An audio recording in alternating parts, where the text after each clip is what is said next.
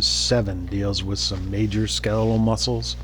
I'm going to go through these slides, but really to learn these major skeletal muscles, you're going to need time in the lab to do some hands-on experiment, and you're going to need to be in your book learning it almost by rote methods. But we've got a bunch of muscles in the front, more in the back.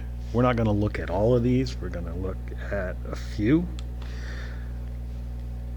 For facial expression, we have the epicranus, the orbiculus oculi, orbiculus oris, the buccinator, the zygomaticus major, the zygomaticus minor, and the platysma. We have origins and insertions for all of those.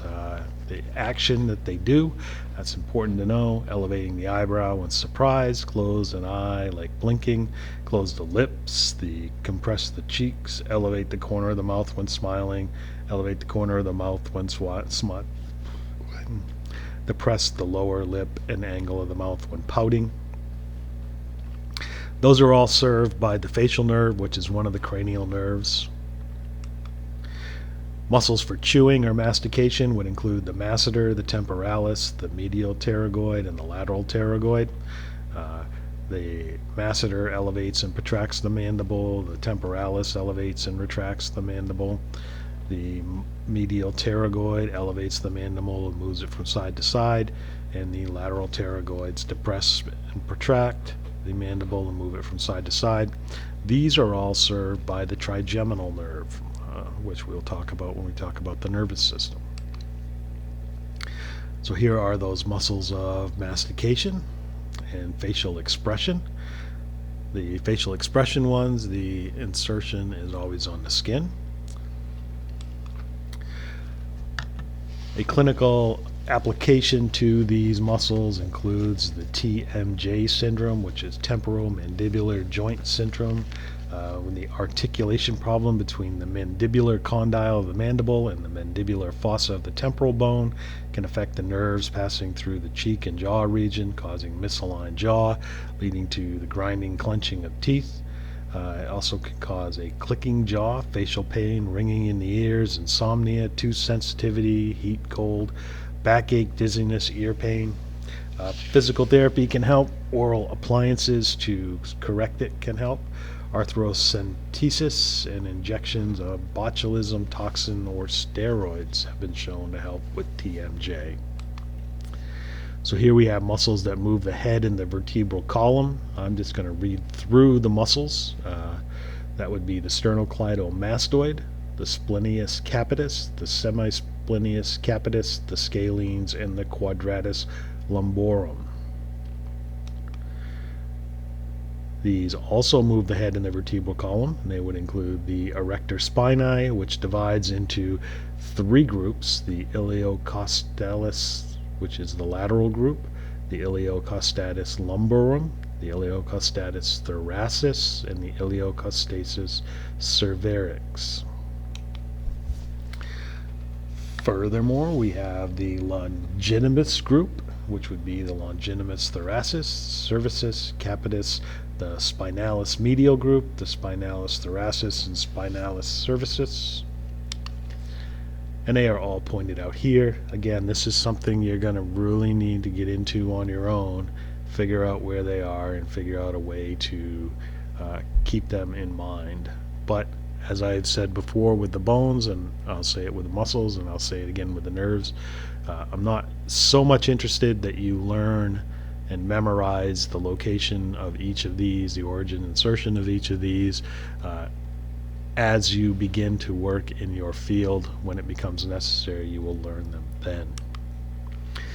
If we look down at the pectoral girdle, we see the trapezius, the rhomboid major, the rhomboid minor, the levator scapulae, the serratus anterior, and the pectoralis major.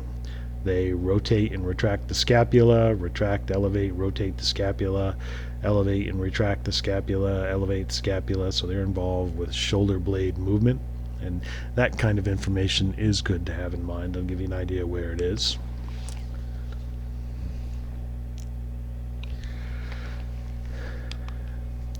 Move the arm, we have the coracobrachialis, pectoralis major, teres major, latissimus dorsi, supraspinatus, deltoid, suprascapularis, infraspinatus, and teres minor. Here's a great picture of fascicles bound by paramycium, and then on the outside we have the epimycium, and then on individual cells we have endomycium.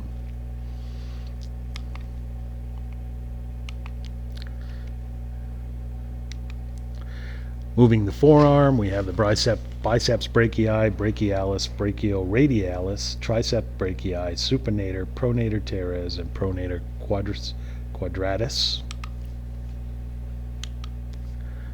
In the hand, flexor carpi radialis, flexor carpi ulnaris, palmaris longus, flexor digitorum profundus, flexor digitorum superficialis, extensor carpi radialis longus, extensor carpi radialis brevis, it's long and short, extensor carpi ulnaris, and the extensor digitorum.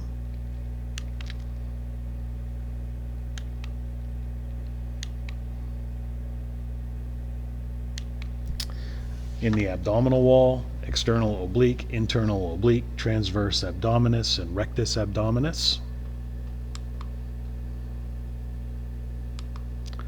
Pelvic floor, the levator ani, coccygeus, or urogenital diaphragm would be the superficial transverse perineum, the bulbospongius, ischiocavernosus, the external urethral sphincter, and the external anal sphincter.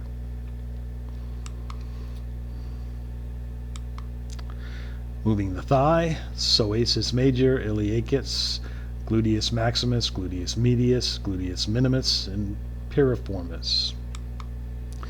Moving the thigh, tensor fascia latae, pectineus, abductor brevis, abductor longus, abductor magnus, and the gracilis.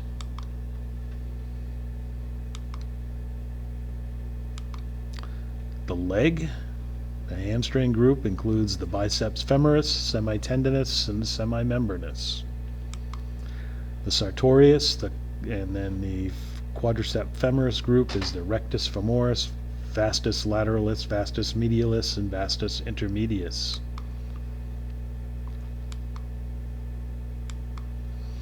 Moving the foot, we have the tibialis anterior, the fibularis teres, the extensor digitorum longus, extensor hallucis longus, and the gastrocnemius. The soleus, the plantaris, the flexor digitorum longus, the tibialis posterior, and the fibularis longus.